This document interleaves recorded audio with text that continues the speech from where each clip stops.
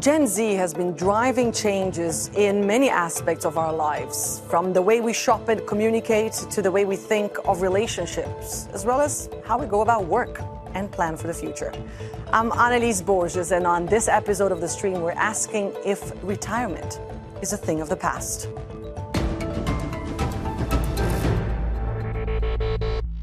So I opted out my workplace pension last year, and I'm going to tell you why.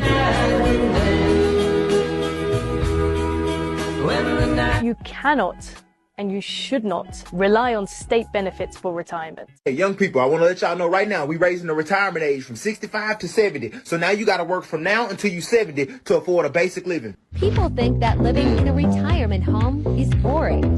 Hit it, hit it, hit it, hit it, get it, get it.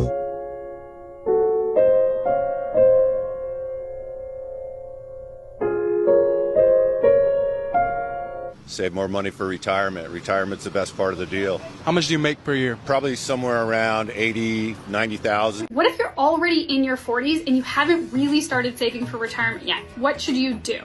And millions of young workers are answering that question by opting out of traditional retirement plans. They say the system isn't aligned with the realities of today.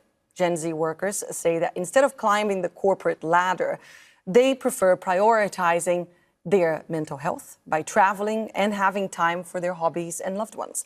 And that the rising cost of living and job insecurity are some of the reasons for not saving up for their golden years. What does that mean for their... True that. True that. I just lost my job. I just lost it because my company just got pooped out by a bigger conglomerate. I did a video about that earlier. My company just got pooped out. That we live in the age of mergers and motherfucking acquisitions, bitch. And there is no job security. Like, I'm just saying, true that. I'm a Gen Xer and I'm living that right now.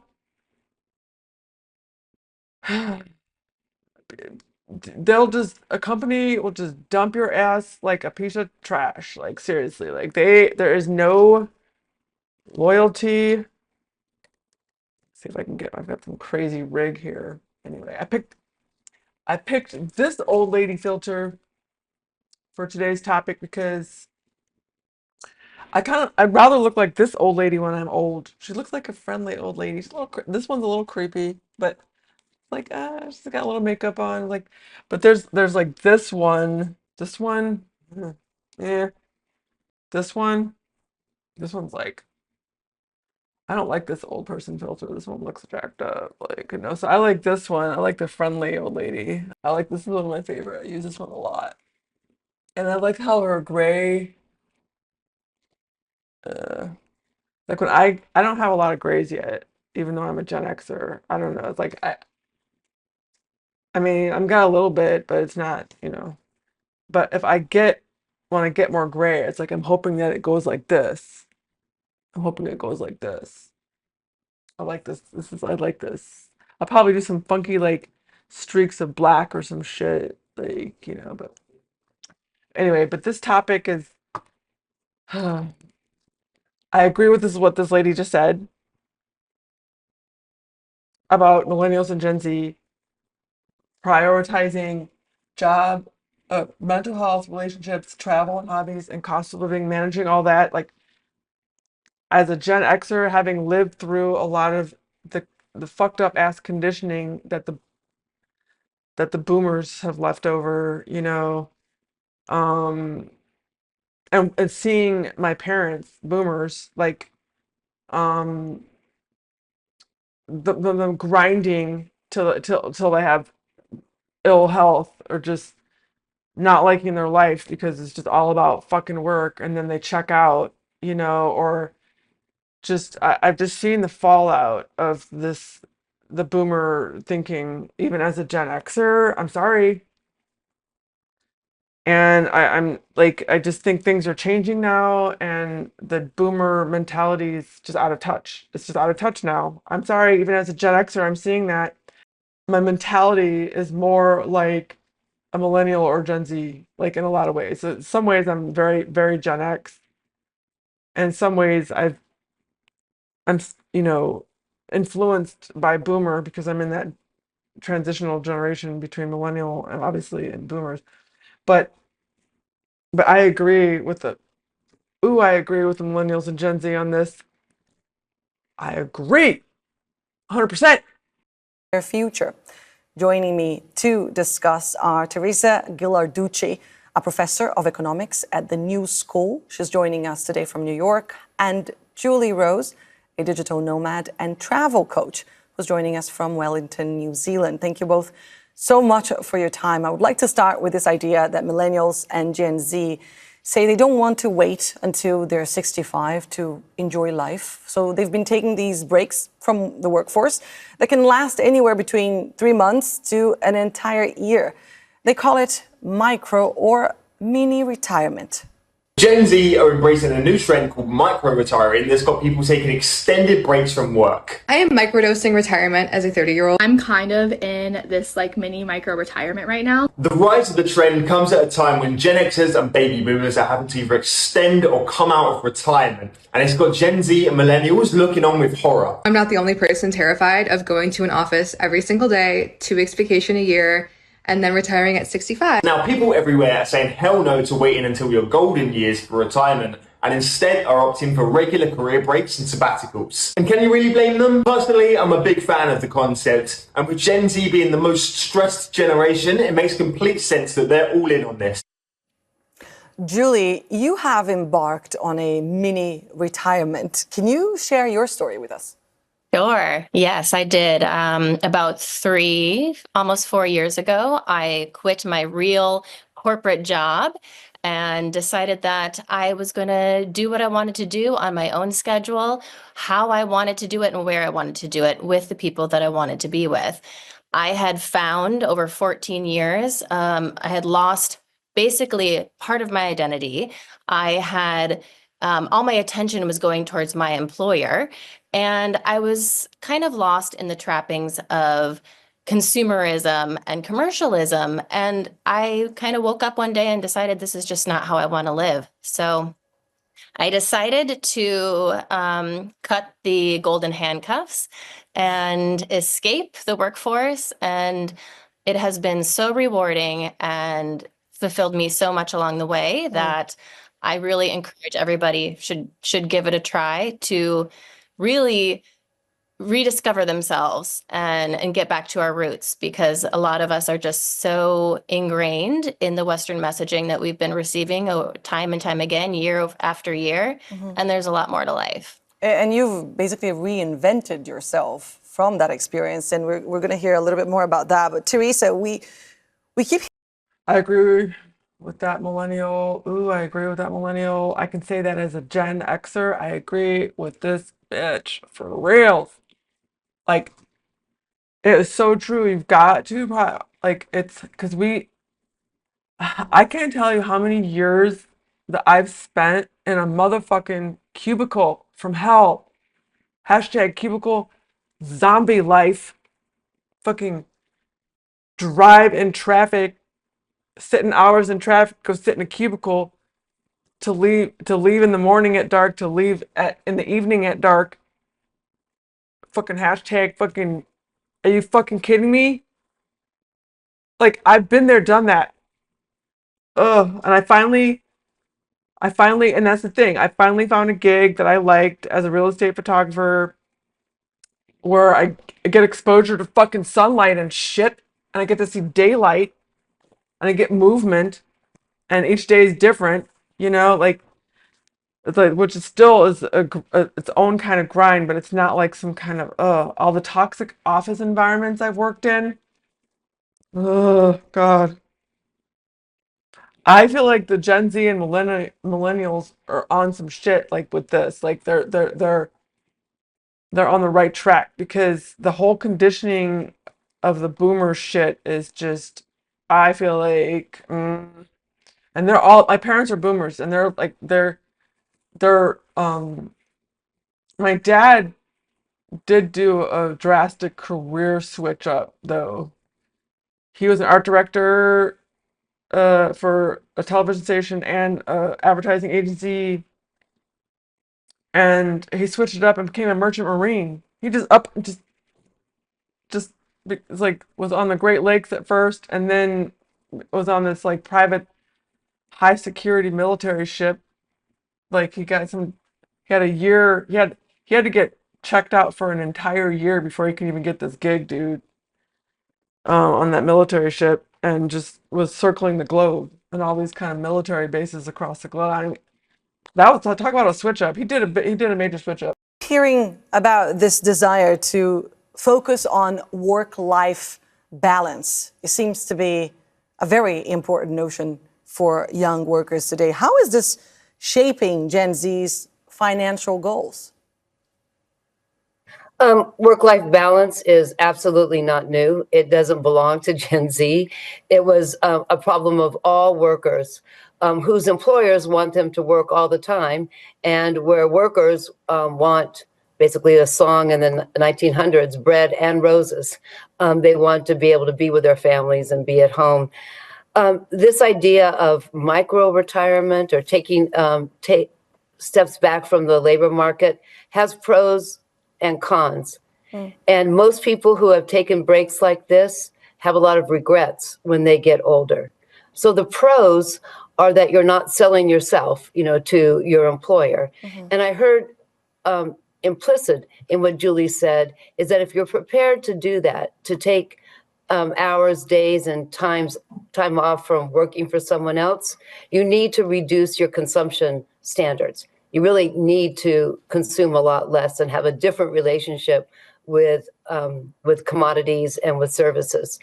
And that's the right strategy, knock it down.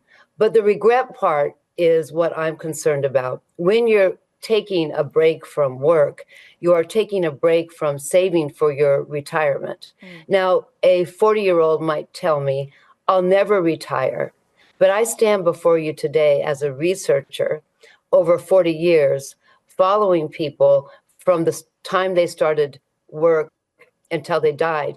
And what I know is a stark reality is that you may want to work in your 50s, 60s, and 70s, having taken your time off over your life course, but the employers won't want you at 50, 60, and 70.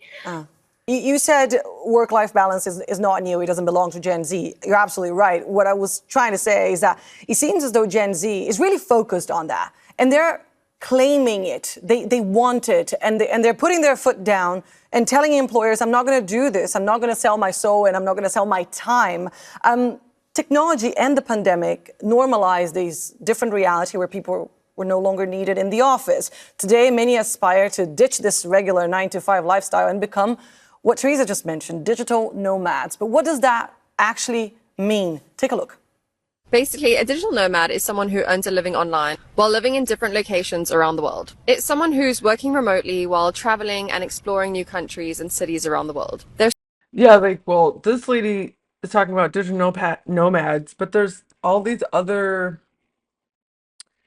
income avenues that are opening up that allow for more work flexibility, remote work, and everything. I've been on that remote work for decades. I've been contracting for decades, so I've been in alignment with that for a long time, and I had to deal with the frustration of working for companies that just were so outdated in their thinking about that. Like I was working when I was working as a marketing assistant for a commercial brokerage.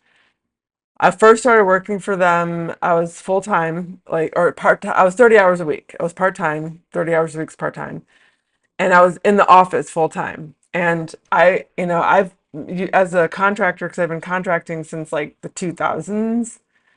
I decided I liked that style of work. It's a hustle. It's a grind. It can be challenging, but I've been navigating that since 2000s. And I told him, I was like, most of the stuff I can do remotely.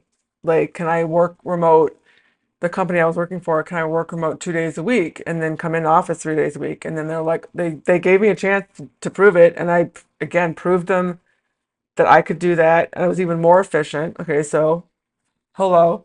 And then COVID hit, and then I said, can I work fully remote so I'm not another person, a point of contact? Because that doesn't even make any sense. Be another fucking point of contact in office. And then I became 100% remote for the 3 years of COVID, you know, and totally efficient. Even I ended up learning how to fly drones and do Matterport while there, and so that they save thousands of dollars having an on-staff drone pilot and Matterport scanner. I'm just saying, because like no one was going to see physical buildings, so I was able to do scan like 3D tours of these buildings, like these 100,000 square foot buildings and shit. All because I had time, because I wasn't in fucking traffic driving. I'm just saying. Oh, like, but like they had to get adjusted and see for themselves. You know, like it took. I had to work with these mofos, you know, because people are just really entrenched in these old school ways of thinking and how to navigate work and life and shit. And these Gen Zs and millennials are on a different frequency and wavelength with it like that. And I'm more in alignment with that in regards to um with I can relate to Gen Zs and millennials in that regard, like the creating a whole different paradigms around work and life, and escaping the conditioned trappings of like that the boomer generation is trying to drop on us.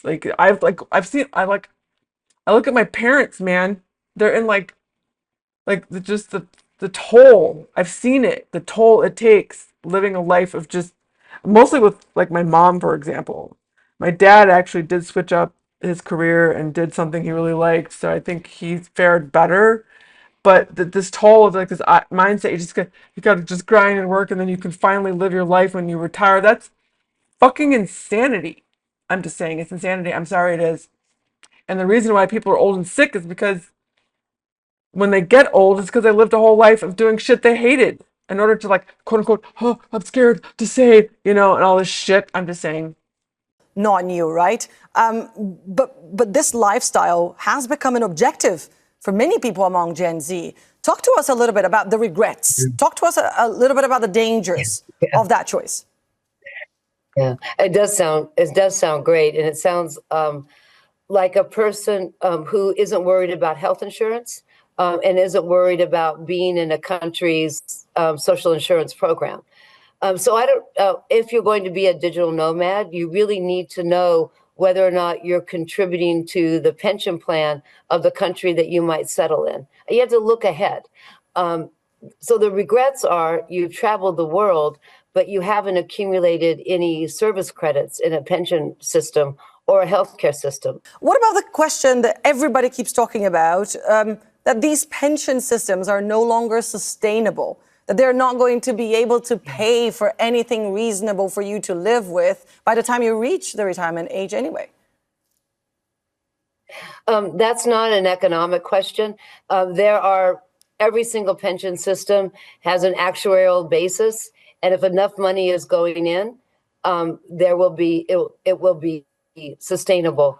That kind of comment is usually political, and it comes from conservative governments who don't want to support the living standards of ordinary workers. And so they dress it up in math, but the math is doable. It's just the political will that's not. But I can understand your question. If a young person doesn't have any faith in any government program, then being nomadic might make sense.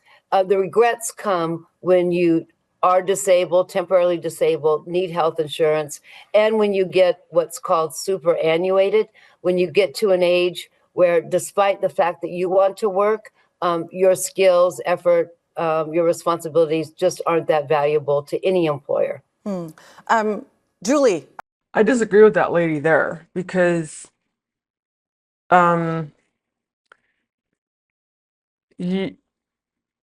have to for me being a contractor for so many years, like I've always had to keep on top of technology. You're always having to constantly learn shit. So I really think it's a matter of making a habit out of continually learning new technology. And so she's saying like, oh, when you're a certain age, you can't do that. I mean, you see so many competent older people. Like you see a lot too that are not, but I'm just saying like that's old age isn't necessarily a guarantee of incompetency. It's just really not, you know. So I don't agree with her on this. I do think there's a culture, a mentality that you have to fight with ageism in the workplace for sure. Obviously, um, that part sucks because a lot of times it's just assumed and it's not always necessarily based on reality. Sometimes it is, but if you like with my job, like my work speaks for itself. I have to show what that I can do and meet the demands of the specific service I provide, or you know, like, and my age doesn't have anything to do with it as long as I know, like the brokers like say no, they're just going to get really good pictures, you know, for example. I mean, and I think a lot of things are like that. It's like kind of like just, I mean, it might be harder to prove. You just got to find ways to prove that you're capable and like that she's saying, oh, you're not gonna. And she's also thinking, the boomer, she's thinking like in the terms of like standard types of jobs and shit. But that's kind of out of touch because the job market's changing so fast and the dynamics of the workplace is changing so fast that like her paradigm is just out of touch anymore. Um, it just really is. I'm sorry. Like, especially now with AI and all these kind of technologies that are emerging. Are you getting worried about everything that Teresa is saying here? Have these things crossed your mind? And how are you experiencing and navigating this system that you chose? I'm not worried. I think I diversified my income streams over my 14 years in the workforce. I'm not young by Gen Z standards. I'm an elder millennial, as they say. So I spent a lot of time in the workforce already contributing to my government Social Security plan, as well as my own personal investment funds. I lived beneath my means. I made those choices that Teresa was mentioning, adjusting your own spending so that you can make a goal for the future. That's the decision I made. I think a lot of people maybe are not thinking ahead in that way, but I made sure to run the numbers so that it could work for me. Side hustling, I explored making rental income when I had a house, partnerships, different initiatives that I'm on. And of course, the biggest impact to your overall budget and your overall spending is location independence and location flexibility. So live in a lower cost of living country, your expenses are reduced. And people say, oh my gosh, travel is so expensive. It costs so much to travel. No, I'm an American. Living in the US is much more expensive than living nomadically for me. I spend about half of what I spent living in the US traditionally as a normal homeowner, single household. So I think, if you plan, if you prepare, if you're smart about it, you are not robbing your future to pay your present. There is a little balance that needs to be incorporated, and it just involves a little bit of planning and a little bit of work and a little bit of thinking ahead and some radical choices that have radical results. Among the things that you were saying there, I think it's. Yeah. Sorry, go ahead, Teresa, because I was just going to say, Teresa has been nodding throughout your entire answer, so I'm going to give her the floor. Julie, you've done the right things. You've figured out what your standard of living has to be, how much, your budget. And you said you did a little thinking ahead. I bet people will have to do a lot of thinking ahead. So here's your benchmark. No matter how you get it, at 35, you should have twice the amount you're living on in your retirement account. That's the money that you won't touch until you're superannuated, until you're 65. At 45, you should have 4 times what you want to live on. at 55, 7 times, at 65, 10 times. So I would ask every digital nomad or people who are taking micro retirements if they're on track to have those multiples in their retirement account. So you earn $100,000, you should have $400,000 in your retirement account at 45, etc. That's two times at 35, 4 times at 45, 7 times at 55, and 10 times at. That lady is stone cold out of her motherfucking mind, out of touch, crazy ass boomer. Trying to look young, looking plastic surgery, like crazy town. I don't know anyone, boomers included, that are on what this crazy lady, out of touch lady is talking about. Like, I don't even know anyone. Like, the only thing that I know that most people have that is some sort of investment is their houses. They own their houses. That's it. They don't have any savings. They don't have any retirement. I don't know anyone in my whole. I don't even know boomers that have this. Okay, let alone. I mean, there's probably some people that do this. Probably, I feel like it's just. And then I know people that wiped out their savings for a number of reasons. They actually did have savings and they wiped them out. Like, I'm just like, this lady's on some crazy town talk. She's totally out of touch. I'm just saying. 55, 10 times at 65. Those are So if you fascinating planned numbers, ahead but to I want to bring accumulate in that another much- aspect to the conversation, Teresa, because one of the reasons why young people keep saying they aren't saving for retirement today is because they can't afford it. Take a look. So in order for you to retire comfortably, you need to start putting money away now, okay? Because invested money compounds over time, so it is critical to begin when you're young. So here's the slight issue. I can barely afford my bills now. So it's hard for me to put away money for 70-year-old me when I can't put away money for now me. Do you get it? Yeah, okay, that makes sense. Have you considered living with 6 roommates? I already do. Yes. Got it. Okay. How about, have you thought about moving back in with mom and dad for a little bit? I'm 36 years old. All right. But let's just pretend hypothetically that I did have disposable income. How much money would I need to start contributing? That's a great question. So if you start contributing $400 to $500 a month now, it could easily be $1 to $2 million by the time you're 65. Okay. And with the cost of living increasing at the rate that it is, how much money am I going to need to comfortably retire at 65? Let me just do the math real quick on that. Okay, roughly $137 million. So do you see the gap there? Yeah, that is a pretty sizable gap. Okay, well, here's another option. Have you considered starting a pyramid scheme?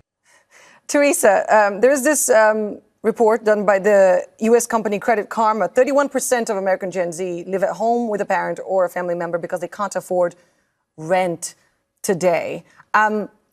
Before the show, we had a conversation where you said that actually the market has been kind to this generation. Market kind? That lady's totally Delulu. Sorry. Totes Delulu. Delulu. Lady's completely Delulu, out of touch. Oh my God. Sorry. Like, living with your parents is horrible. Like, because I had to live with my dad for like 4 months because I'm doing another video on this, but I haven't done it yet. But I moved across the country 3 times in a year, pretty much. I moved from Illinois to California. So I moved back to Cincinnati with my dad, right? As a middle-aged woman. I moved back in with my dad as a middle-aged freaking woman, like, and had to was dealing with him with early onset dementia and shit, and it was horrible because he was being weird and creepy. He was like living in squalor, and he was like doing weird sundowning shit and acting weird as shit. It was horrible. Like, of course, I did a whole bunch of things and got him stable and fixed his house and cleaned his house and got on a supplement regime and changed his diet and all this stuff. So he's a lot better now and more stable, but still, It was even living with my dad, if he was normal, would be like horrible. Like, let alone with him like dealing with like weird dementia shit. Like, I'd go try to put something in the oven to cook something, and there'd be some doo-doo stained underwear in the motherfucking oven. Like, what the hell? Like, it was crazy town when I first got there. It was like horrible. I was like, oh my God. But I'm not saying everyone's gonna have to deal with that with their parents, but living with parents sucks, and I don't know, and roommates can be batshit crazy too. That's the thing. Dealing with roommates can be really challenging. Like, I've had some really good roommate situations, like especially when I was in college. I had some horrible ones, like sometimes people are just, especially nowadays, everyone's like suffering from mental health problems and batshit crazy. So it's like, I mean, trying to find decent, solid roommates that aren't like fucked up and weird, that's even a problem. I'm just saying. Because they have the luxury to actually take these breaks. Can you explain what that means? Because when we think about a market being kind to the generation, we don't think about this generation not even being able to save or pay rent for that matter. Yeah, cost of living is kind of high all the time, especially relative to your income. And but Gen Z has had it better than most generations. The unemployment rate has been super low, as a technical term. Out of touch, totally crazy batshit crazy lady. The cost of living, the income that they're getting, even if the unemployment's low, is so bad that they can't even make a wage with what they're making. So even if the unemployment's low, the fucking payment sucks compared to the cost of living. Like, she's like totally just completely insane. Like, this lady's just, no. This lady's batshit crazy Delulu, okay? There is no job security, dude. I can't even tell you how many times I've just seen people working for companies for like ever, and they just get dumped like trash. Like, even my company that just got pooped out, the company that I worked for, there's been people that worked there for 20 something years at this company, 18, 20, some even longer. And they just got dumped, like, just poof. Like, this whole idea, this deluded lady thinking that like she's fucking just batshit crazy. Like, oh my God, it's like totally out of touch. Totally out of touch. Um, like, there is no job security. Where is she thinking there's job security or some shit? And I think it did get worse after COVID for some reason. COVID just, I don't know, it did some crazy shit. Like, um, but I think people are having to be like, that's why I agree. I forget what the blonde lady's name. I agree with her because people have to become more creative and innovative in how they approach their work-life balance, because I've seen the fallout with my boomer parents, particularly my mom. My dad, not so much, other than he's got like um mild dementia. It's mild comparatively compared to what I've seen with other people, what they're dealing with. Um but it still affects his life and impacts his life negatively. But but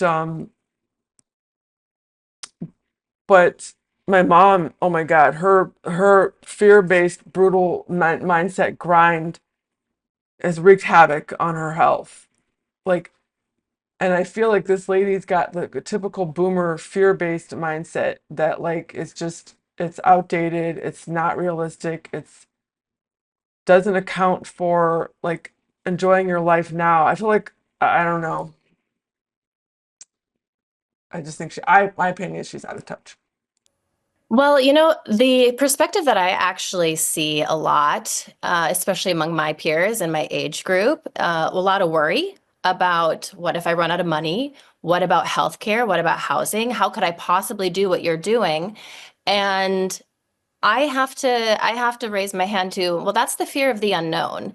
And all those fear-mongering headlines that keep us working well into old age. When I quit my job, I had savings, I had marketable skills. If I ever need to get a real job again, I'm not too worried about the resume gap. I know that that has become much more normalized over the years. Currently, I supplement my income part-time with work and I keep my expenses low. But when I made this life adjustment initially, I heard from friends and peers, often with higher net worths and higher salaries, that oh well, you know, that's great for you, but I'll have to wait till I have more money, or when I have more equity, or when I have more assets. And these people are much more risk averse. Freedom is literally in their grasp, and they'll never spend all of their money in their lifetime anyway. I think we have to also shine a light on that segment of people that are so bought into this fear of running out or getting injured or something, getting sick, that idea, that they're not taking advantage of the precious, precious and limited time that we have on this earth, because the future is not guaranteed anyway. And I didn't see my mom living like a high quality life. I saw her grinding, just day in and out, grinding, grind. And then she living completely stressed out, grind, just drive just out, like literally like 3 to 4 hours a day in traffic, commute, like just grind shit, stressful job, like, and then she got an aneurysm, blew out her spine, is in a wheelchair now. I mean, dude, like, was also in a toxic relationship that probably stressed her health out as well. I'm just saying, it's better to be alone than be in a toxic relationship, because that'll fuck up your health too. I'm just saying. But I mean, all just fear based. She was afraid to be alone, so she stayed in this toxic ass relationship, afraid to try other avenues, just all fear based, fear. Like, I don't know. I don't know. I've been living as a contractor for like 20 plus years now, and people think I'm nuts, but I've been making a living. I've been doing it. It's been working. I'm just saying. And even if you do have money, there's no guarantee. Like, even say like you have money for like, and you become an old person because you worked to grind it out your whole life. And then say you get Alzheimer's and you're just like totally some fucked up zombie, like in your old age. And all your money that you worked a whole life for, it just has to be spent someone changing your fucking diapers.